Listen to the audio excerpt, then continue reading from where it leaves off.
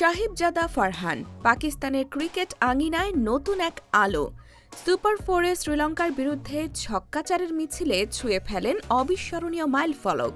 এতে বাবর আজম, মোহাম্মদ রিজওয়ান এবং শান মাসুদ সঙ্গেও নাম লেখান। দেশটির চতুর্থ ব্যাটার হিসেবে এক ক্যালেন্ডার বছরে ১৫০০ টি-২০ রান পার করার কীর্তি গড়েন। নিজের ৩৫তম ইনিংসে এই মাইলফলক স্পর্শ করেন ফারহান। ফারহানের আগে বাবর, রিজওয়ান এবং মাসুদ এই মাইলফলক পার করেছিলেন। ২০১৯, ২১ ও ২৪ সালে বাবর আজম মোট ৩ বার, ২০২১ ও ২২ সালে টানা ২ বার রিজওয়ান এবং ২২ সালে এই কীর্তি অর্জন করেছিলেন মাসুদ।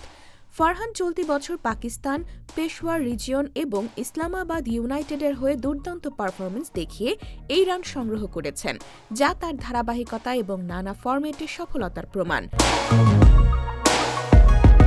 এছাড়া ভারতের বিপক্ষে অক্ষর প্যাটেলকে ছক্কা মেরে অর্ধশতক পূর্ণ করার পর তার উদযাপনও ব্যাপক আলোচিত হয়েছিল। তিনি ব্যাটটিকে বুলেটের মতো রান ছোড়া ইঙ্গিত দিয়ে উদযাপন করেন, যা সোশ্যাল মিডিয়ায় দ্রুত ভাইরাল হয়ে যায় এবং ভক্তদের মনে জায়গা করে নেয়। ফারহান এই বছরের পারফরমেন্সের মাধ্যমে নিজেকে পাকিস্তানের অন্যতম গুরুত্বপূর্ণ ব্যাটসম্যান হিসেবে প্রতিষ্ঠিত করেছেন। তার ধারাবাহিকতা এবং আক্রমণাত্মক খেলা পাকিস্তান দলের জন্য বড় অ্যাসিস্ট হতে পারে।